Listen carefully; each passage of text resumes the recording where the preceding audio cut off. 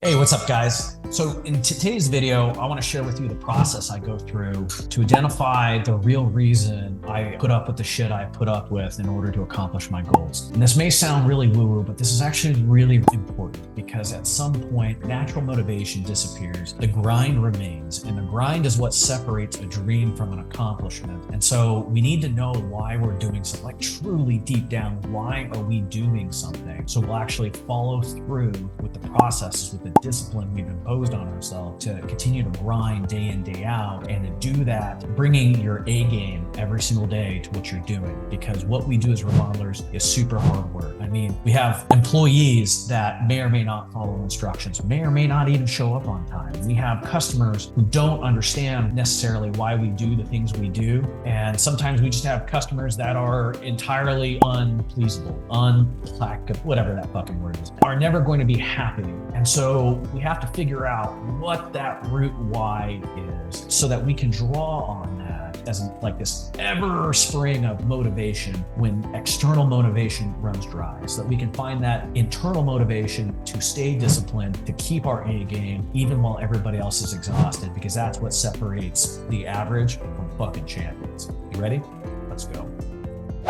So guys, I know this sounds a little woo-woo, and just to show you how real this gets, if you just ask, really what you're going to do is you're going to ask yourself why 5 times. In other words, find a brief moment, identify whatever is vexing you that day, and then straight up ask yourself, why am I doing this? For example, and I'll go first. Lane, why do I publish 2 videos per week on YouTube when I'm busy optimizing profitability for CQC as the Chief Operating Officer? And the answer is, I want to share the very hard lessons I learned. I mean, fighting tooth and nail to avoid bankruptcy. I never went bankrupt, but to avoid it with my very first business many years ago, and to go from that to having the power to just wave a magic wand and add $1 million of net take-home profit to any company I'm working with in a single 6-month campaign. Little plug there. And so the answer is, well, Lane, why do you want to share those lessons learned for running a better remodeler free? That's a mouthful. Number 2, why do you want to share your lessons learned for running a better remodeler free to complete strangers? And the answer is to help my audience avoid the price I had to pay and just skip the line of all that bullshit and get straight to the best practices. Number 3, why do you want to help complete strangers for free who are your audience avoid the price you had to pay? And the answer is, guys, to help as many as I can run the most profitable remodeler they can, get themselves to grow and be a positive impact on their families and their employees and their community.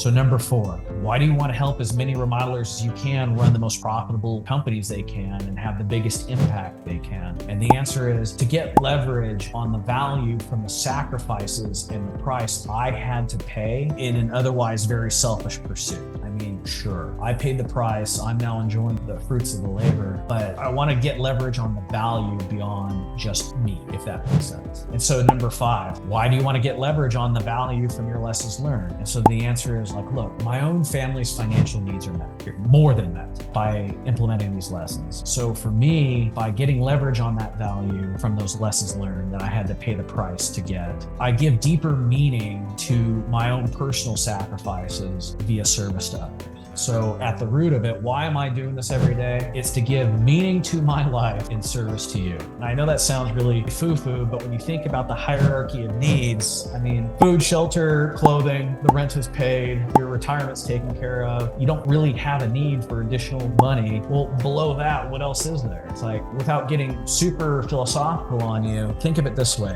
When you ask yourself why you're doing something like this, another good question is, 10,000 years from now, is this even gonna matter? Right? Is it going to matter that you made a couple million bucks 10,000 years from now? No, it's not. Are people even going to remember your name 10,000 years from now? Are they going to remember my name? Probably not. So from that vantage point, what we're doing is relatively meaningless. And if it's meaningless, why are we doing it? So we got to find that meaning. And so for me, for what I'm doing in this video channel, I find meaning so long as you achieve impact from the lessons learned I give you throughout these videos. So ergo, I got to do the best job I can so that you're motivated to spend the time to watch them, you're motivated, you trust them enough to execute, and then from that execution, you achieve that impact. Cool. Hey, remodelers, if you find this content useful, would you do me a big giant favor? And if this is on a podcast, would you subscribe to the podcast? And if you're consuming this on YouTube, would you smash the like button and the subscribe button? It'll help us with the algorithm so more remodelers can discover this content. I would be your fan forever. Thanks, guys. That explains the videos. That doesn't explain why I started Remodel Commanders. And so let's run through that 5-question exercise and see if we can find the common thread here. So the question is, Lane, your financial needs are already met. Why did you start Remodel Commanders? And the answer is to gain leverage on the lessons I learned in my career that made CQC Home wildly profitable in just 6 months. Question 2, why do you want leverage on those lessons learned? And the answer is to help as many remodelers as I can avoid the 10-year hell of learning how to run an optimally profitable remodel. So number 3, why do you want to help as many remodelers as you can avoid that hell? And the answer is because I want to make an impact on their lives and their employees' lives and their communities. Why do you want to make an impact? Because it provides deeper value to the sacrifice and the price I had to pay to learn this system. And so why pursue that deeper value? Because it gives meaning to my life from an otherwise selfish pursuit of profit via service to others. Does that make sense? So better put, I should say, otherwise a selfish pursuit in improving my own company via service to others, right? That's what this all comes down to. Lane, why are you putting up with this shit day to day? Answer, service to others to create meaning. Okay, cool. I mean, we just got really deep here. So what's the take home for you guys? Just take a random annoyance. First of all, ask yourself, is it gonna matter that your company was successful during your lifetime 10,000 years from now? And the answer is no.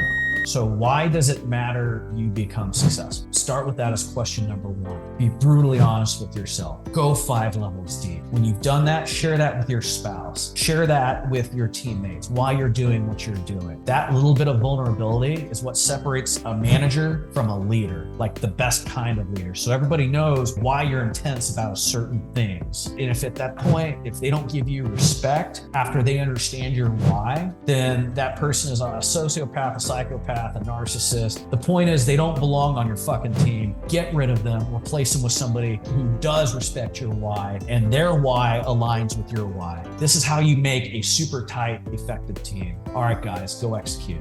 I'll see you later.